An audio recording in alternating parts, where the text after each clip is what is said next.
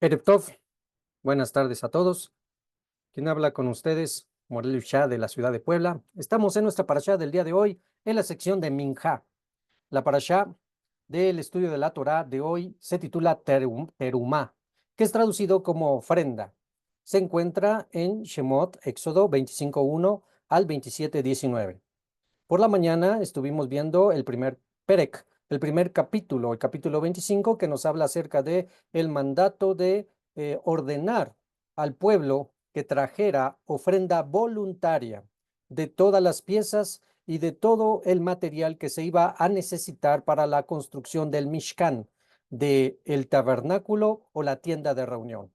Y después va a venir detallado cada una de las cosas que el Eterno ordenó a Moshe que se tenía que realizar, elaborar y construir para el funcionamiento del Mishkan.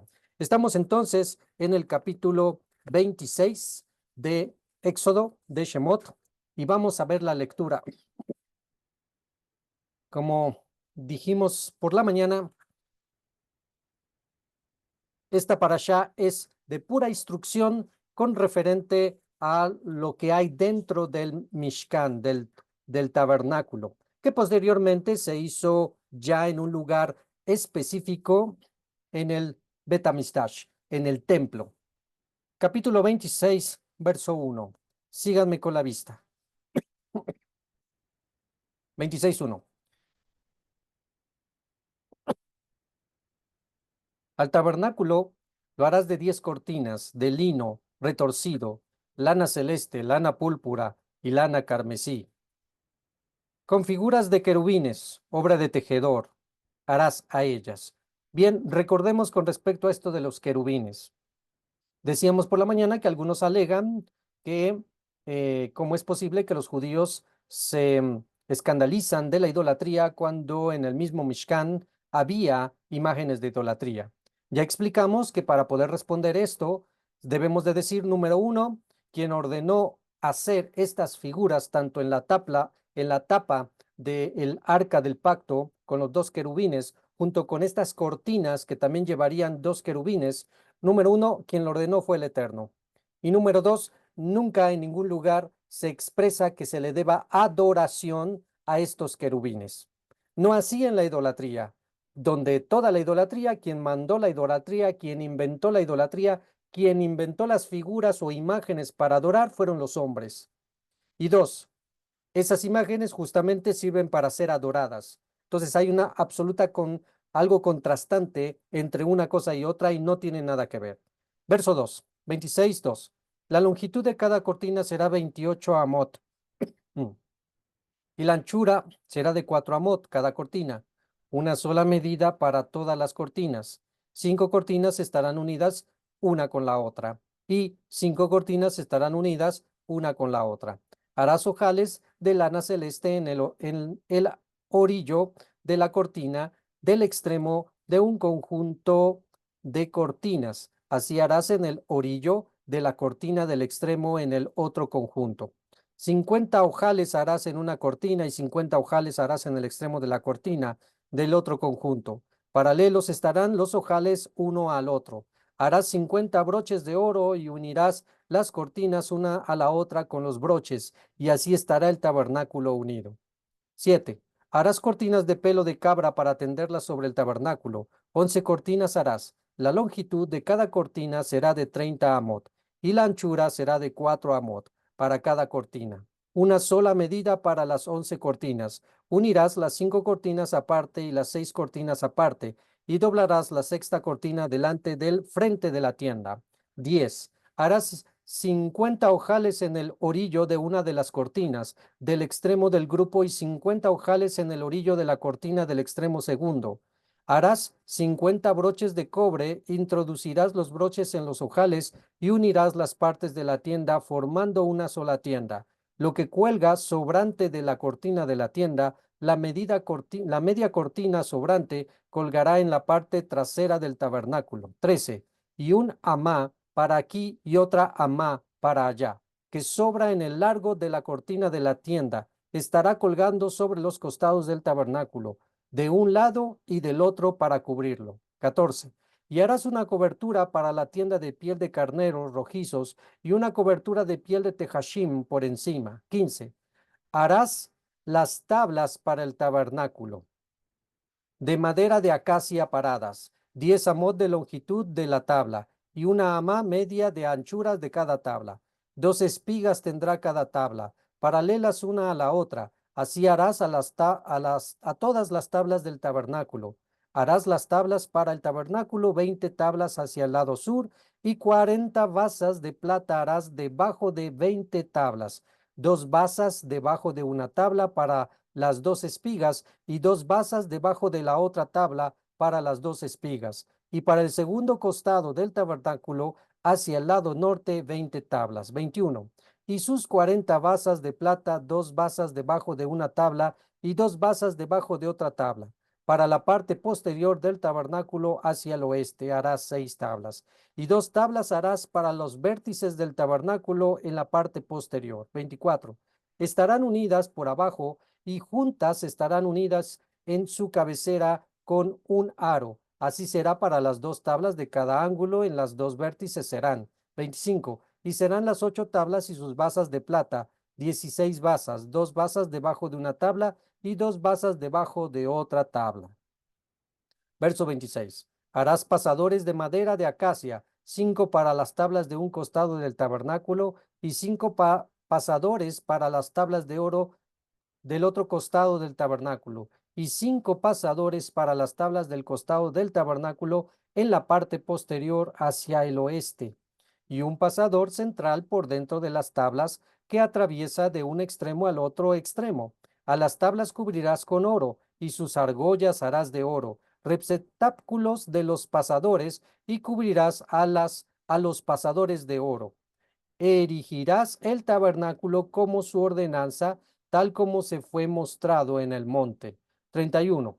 Harás un velo de lana celeste, lana púrpura, lana carmesí, lino torcido, obra de tejedor, y le harás querubines. Lo colocarás en la barra colgada sobre 4 columnas de acacia, cubiertas de oro, y sus ganchos de oro sobre 4 basas de plata.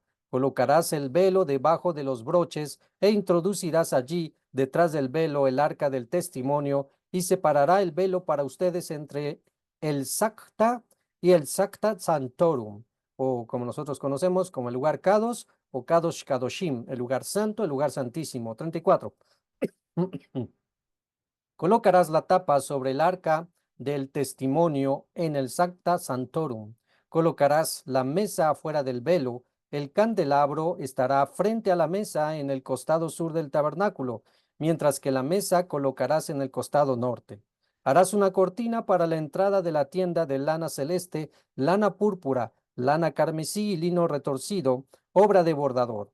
Harás para la cortina 5 columnas de acacia y las cubrirás de oro, y sus ganchos serán de oro, y les fundirás 5 basas de cobre. Capítulo 27, verso 1. Harás el altar de madera de acacia de 5 amot de longitud y 5 amot de anchura. Cuadrado será el altar, y 3 amot su altura. Harás sus esquinas en sus 4 vértices, de él mismo serán sus esquinas, los cubrirás de cobre. Harás sus vasijas para depositar su ceniza, sus bádiles, sus tazones, sus tenedores y sus braseros. A todos sus utensilios los harás de cobre. Le harás a él unas rejas, obra de red, de cobre, y harás a la red 4 argollas de cobre en los 4 extremos. Las colocarás a la red debajo de la cornisa del altar desde abajo. Entonces estará la red hasta la mitad del altar. Harás barras al altar, barras de madera de acacia, y las cubrirás de cobre. Introducirás sus barras en las argollas, y estarán las barras en los 2 costados del altar cuando lo levanten. Hueco rodeado de tablas lo harás, tal como se te mostró en el monte, así lo hará. Lo referente al patio, verso 9, 27:9. Harás el patio del tabernáculo en el lado sur. Harás cortinas del patio de lino retorcido, 100 amot el largo de cada lado. Sus columnas serán 20 y sus brazas serán 20 de cobre. Los ganchos de las columnas y sus juntas serán de plata. Así también el lado norte, la longitud de las cortinas será 100 amot de largo, sus columnas serán 20 y sus basas serán 20 de cobre, los ganchos de las columnas y sus juntas de plata. La anchura del patio en el lado oeste, la longitud de las cortinas 50 codos, sus columnas 10 y sus basas 10. La anchura del patio en el lado este 50 codos, 15 amot de cortinas en un flanco, sus columnas serán 3 y sus basas 3. Y en el otro flanco 15 amot de cortinas, sus columnas 3 y sus basas 3. Ahora con respecto al velo del portón, verso 16. Para el portón del patio un velo de 20 amot, de lana celeste, lana púrpura, lana carmesí y lino retorcido, obra de bordador, sus columnas 4 y sus basas 4. Todas las columnas del patio en derredor, con juntas de plata, ganchos de plata, basas de cobre, longitud del patio 100 amot, la anchura 50 por 50 y su altura 5 amot del lino retorcido y sus basas de cobre, todos los utensilios del tabernáculo para toda su labor, todos sus estacas y todas las estacas del patio serán de cobre. Bien, pues esta es la descripción que esto fue parte, no fue todo. Eh, si alguien no se había preguntado qué había hecho Moshe durante esos 40 días y 40 noches, qué fue lo que fue a hacer y no sé, si te tocaba pensar en esta situación. Sube Moshe, se tarda 40 días, 40 noches, pero solo baja con 2 tablas de piedra.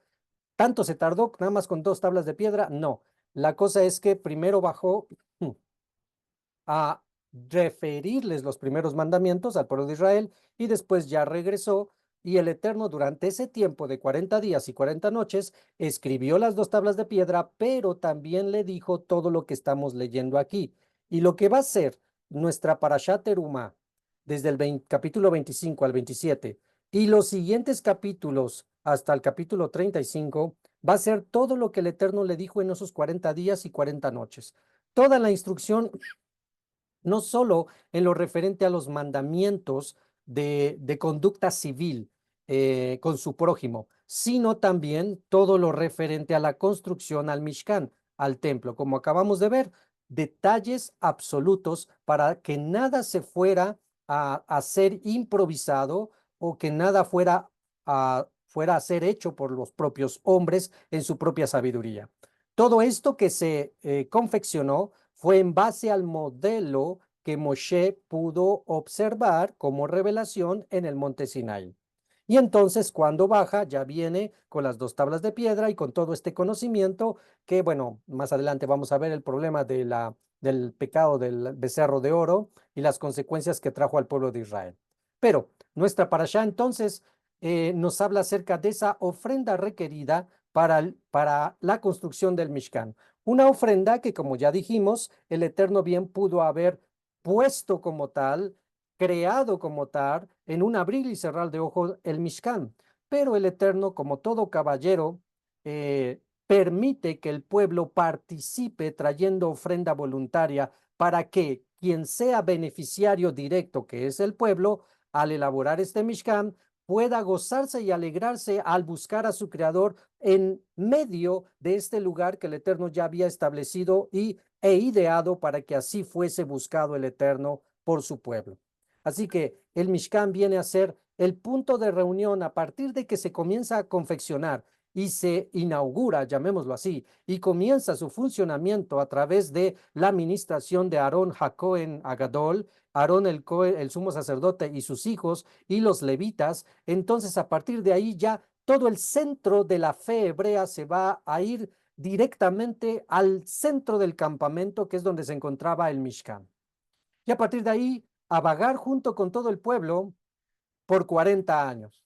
Para cuando entran a la tierra de Canaán con Yehoshua ben Nun, comienzan a conquistar, pero sigue todavía el Mishkan de un lado a otro. Sigue sin estar en un lugar específico, hasta que viene lo que ya explicábamos en la mañana, lo referente a la idea que surgió con David Amelech, el rey David, de construir un templo físico para que ahí resida la gloria del Eterno, la cual vino a ser totalmente materializable por su hijo Shlomo.